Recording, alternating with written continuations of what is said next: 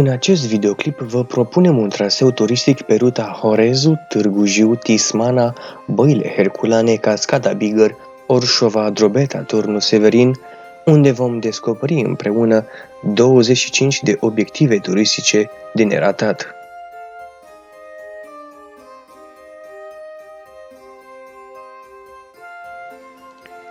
Mănăstirea Horezu este cea mai de seamă ctitorie a voievodului martir Constantin Brâncoveanu. Sinteză a artei românești din acel timp a fost construită între anii 1690-1693, biserica cea mare a mănăstirii fiind târnosită la 8 septembrie 1693. Din anul 1872, mănăstirea Horezu a fost mănăstire de maici, inițial fusese mănăstire de călugări. Dintre toate monumentele ridicate de voievodul Constantin Brâncoveanu, mănăstirea Horezu este cea mai impunătoare, atât prin suprafață cât și ca realizare artistică și reprezintă, alături de mănăstirile din nordul Moldovei, o capodoperă a genului, ceea ce i-a adus includerea din anul 1993 pe lista Patrimoniului Cultural Mondial UNESCO. Charles Deal, specialist în arta bizantină, o consideră le plus beau de toute Roumanie, cea mai frumoasă din toată România. În fiecare an trec pe aici peste 60.000 de vizitatori, cel mai mare pelerinaj având loc în timpul prăznuirii Sfintelor Paști. În anul 2005, într-una dintre chiliile mănăstirii a fost cazat timp de 3 zile prințul Charles de Wales, moștenitorul tronului Regatului Unit.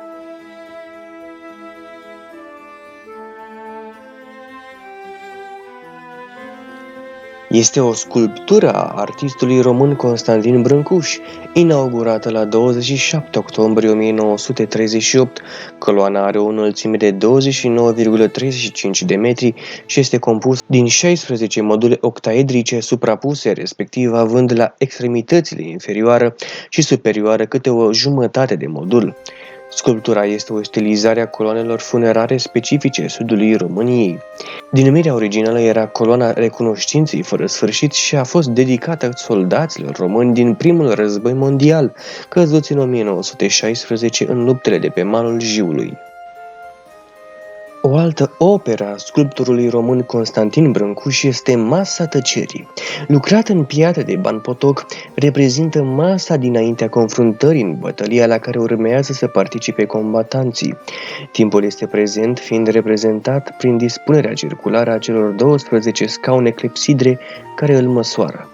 Opera a fost realizată în anul 1937 într-o primă versiune din piatră de Câmpul Lung, sub forma mesei țărănești, simplă, joasă, din tăblie și picior și a fost amplasată în locul celei de astăzi.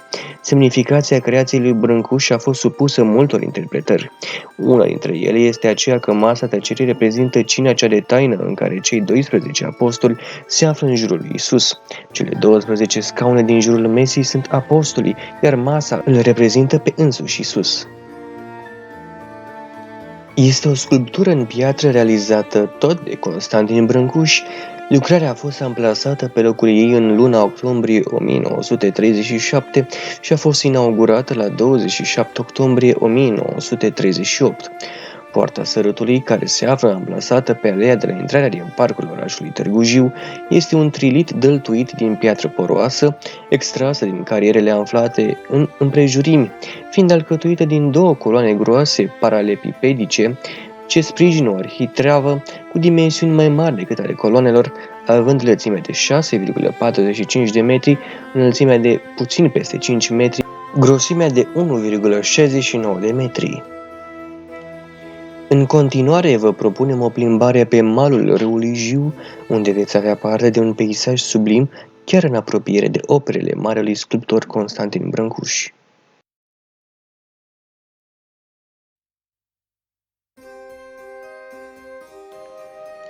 Este cel mai vechi așezământ monahal din țara românească, Oltenia, aflat la 36 de kilometri de orașul Târgu Jiu.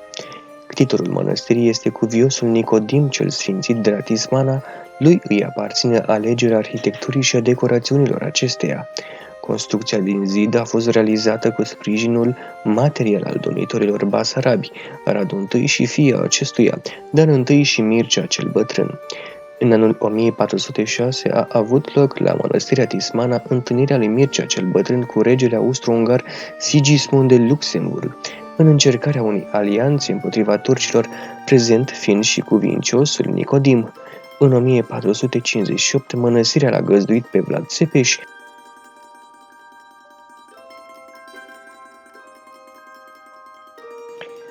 cunoscut și sub denumirile de Băile Neptun. Acest monument istoric, ce datează din 1886, a fost construit în stil eclectic după planul arhitectului Ignac Alpar și a fost găzduit stabilimentul balnear al stațiunii Băile Herculane. Printre personalitățile care s-au tratat la aceste băi se numără împăratul Franz Joseph, împărăteasa Elisabeta, Nicolae Iorga, Liviu Ebreanu, Ion Minorescu, Ionel Teodoreanu și Mihail Sadoveanu. După Revoluție, stațiunea Băile Herculane a intrat în declin, iar această clădire, la fel ca și alte monumente istorice, a fost lăsată de izbeliște. La începutul anului 2019, un sector al clădirii s-a prăbușit, iar asociația a demarat o campanie de strângere de fonduri pentru intervenția de urgență. În prezent se derulează o nouă campanie de strângere de fonduri pentru continuarea lucrărilor de punere în siguranță a clădirii băilor. Statuia turnată în bronz în anul 1847 de maestrii Rammelmayer și Glanz din Viena îl reprezintă pe zeul Hercules purtând pe umărul stâng pielea leului de Nimea și o măciucă. Statuia montată în locul fântânii din marmură roșie, care se afla în centrul stațiunii Băile Herculane, a fost donată de către arhiducele moștenitor Carol al Austriei, ofițerilor și soldaților care păzeau granița Imperiului Austro-Ungar. Râul Cerna traversează Băile Herculane și oferă stațiunii peisaje spectaculoase. Acesta a fost denumit de roman Tierna, apoi Dierna, iar după venirea slavilor a obținut numele de astăzi. Apele minerale din zona stațiunii Băile Herculane prezintă debite constante și există ape termale cu temperaturi de 40-60 de grade Celsius, sulfuroase, clorurade, sodice sau calcice.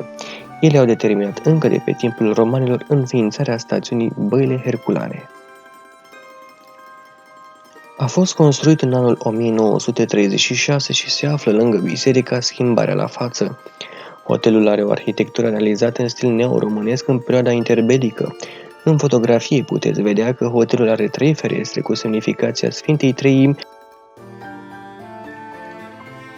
Se află într-o zonă deosebită din Băile Herculane pe Valea Cernei, fiind locul ideal pentru turiștii ce vor să se relaxeze sau să beneficieze de diverse proceduri medicale efectuate în cadrul bazei de tratament a hotelului.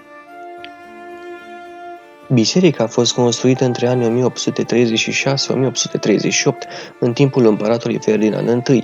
În zilele Sfintelor Paști, împărăteasa Elisabeta, Sisi a participat la slujbele de la capela catolică. Prima piatră de temelie a bisericii a fost pusă în anul 1803.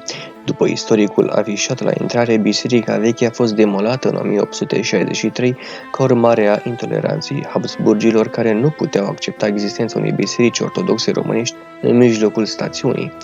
Un an mai târziu, în 1864, s-a construit o nouă biserică, cea pe care o vedem și astăzi. Biserica este zidită din piatră și cărămidă în stil bizantin, în formă de cruce greacă.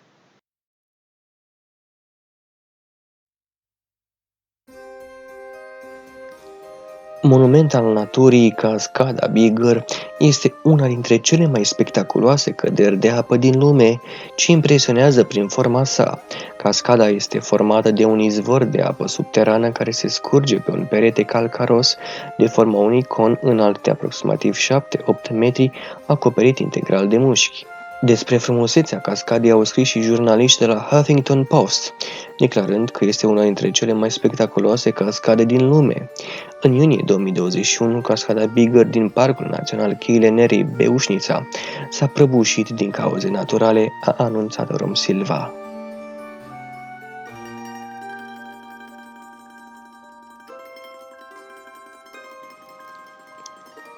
Chipul lui Decebal este un basorelief înalt de 55 de metri, aflat pe malul stâncos al Dunării, între localitățile Șelnița și Dubova, în apropiere de orașul Orșova.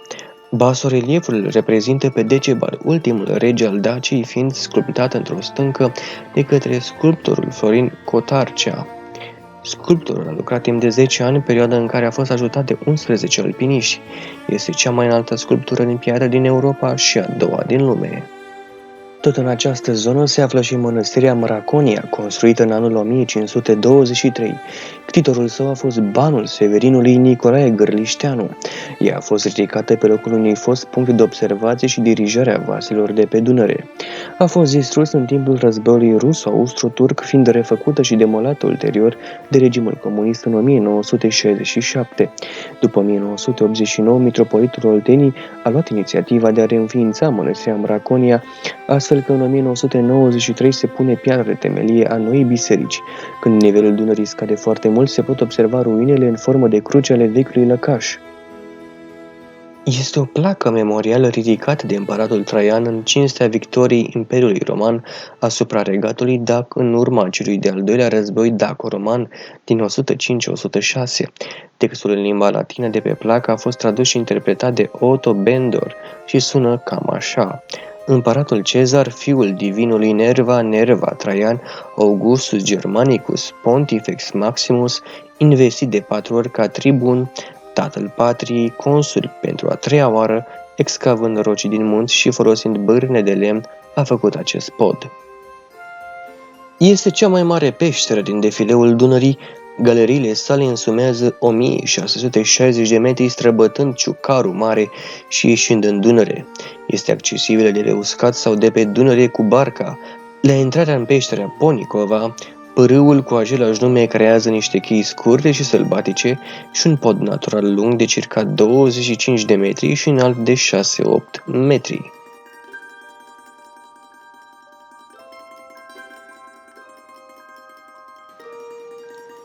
Cetatea are un plan dreptunghiular destul de regulat, care o înconjoară și 2 ziduri de incintă. Ea a fost construită timpul regiului Ladislau I ca fortăreață împotriva pecenegilor și cumanilor. Biserica catolică din cetate a fost pusă sub patronajul Sfântului Severin de Noricum, de la care îi provine numele. În anul 1419, cetatea reintră în stăpânire maghiară. Au loc tot mai des lupte cu turci în zonă. Aceste lupte au dus la distrugerea ei parțială. În august 1524, cetatea Severinului a fost cucerită și distrusă de turci.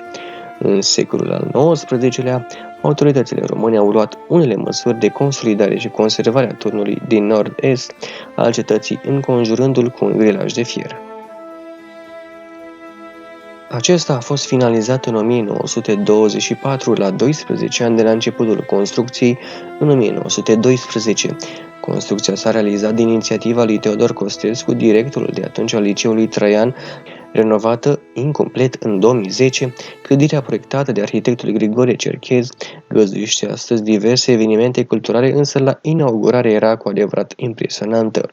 3 săli suprapuse, adică Biblioteca I.G. Bibescu, restaurant, cinematograf cu 450 de locuri, alte 3 săli de muzeu, salon de festivități și teatru. În 1912, profesorul Alexandru Bărcăcilă înființează Muzeul Istoric al Liceului Traian, care se va muta în 1926 în clădirea nou construită de lângă castrul roman, clădire care, încă de la început, trebuia să adăpostească și un muzeu ce se va numi de acum Muzeul de Istorie și Etnografie din Turnul Severin. După 1945, muzeul crește în importanță și își lărgește arealul de cercetare, fiind numit Muzeul Regiunii Porților de Fier. La 15 mai 1972 s-a deschis muzeul în forma actuală, având 2 secții, Istorie și Științele Naturii, cu un acvariu în care sunt prezentate specii de pești dunăreni. În anul 1992 a fost furată o piesă extrem de valoroasă din colecția acestui muzeu. Este vorba de sabia pe care generalul turc Osman Pasha, atunci când a capitulat și s-a declarat prizonier în timpul războiului de independență, a predat-o generalului român Mihail Cristodulo Cerchez, comandant al trupelor române la Plevna. În iunie 2014, Muzeul Regiunii Porților de Fier din Drobeta Turnul Severin anunța că a sesizat poliția despre dispariția unui număr de aproape 600 de monede de aur și argint, dar și o brățară dacică din argint care fac parte din trezaurul monetar al instituției.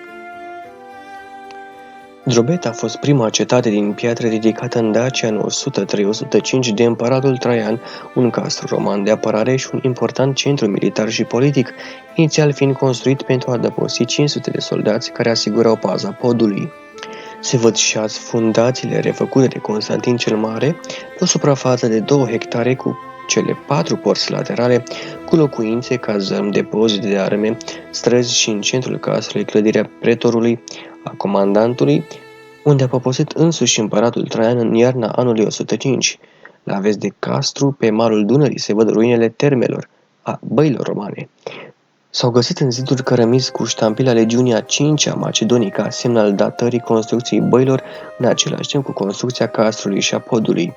Această așezare a fost ridicată la rang de municipiu în 121 de împăratul Hadrian și la rang de colonie în 193 de Septimiu Sever. A fost un pod construit de Apolodor din Damasc, arhitectul columnei, între primăvara anului 103 și primăvara anului 105, pe Dunărea de jos, la est de porțile de fier. Scopul construcției a fost de a facilita transportul trupelor romane conduse de Traian și a proviziilor necesare celei de-a doua campanii militare de cucerire a Daciei de regelui Decebal. Ruinele podului au fost studiate amănunțit în perioada modernă, în 1689, de către ofițerul de genii austriac Luigi Ferdinando. Monumentul eroilor este un monument dedicat eroilor primului război mondial. A fost inaugurat la 4 iunie 1933 și ridicat din inițiativa primarului Virgil Neta. Plasat în Parcul Rozelor, edificiul este un omagiu adus ostașilor români căzuți la datorie în primul război mondial. Opera a fost realizată de arhitectul State Balosin, de sculptorul Teodor Burcă și de pietrarul Carlo Umberto. A fost construită în anul 1868, fiind un edificiu realizat de familia de boieri Ioan și Ioana Grecescu, dar și cu sprijinul lui Poenaru, atunci când cei doi nu au mai fost în viață. Primind finanțare din partea acestora, regele Carol I a considerat că biserica ar trebui să poarte arhitectura mănăstirii Curtea de Argeș, deși unic în țară acoperișul său din tablă de aramă a fost distrus în anul 1917 de trupele germane ce pătrunseseră pe teritoriul țării. Parohia a fost înființată în 1861, în timp ce biserica parohială a fost construită în 1887 și sfințită de arhiepiscopul Paul I, Palma și episcopul Hipolit Agosto.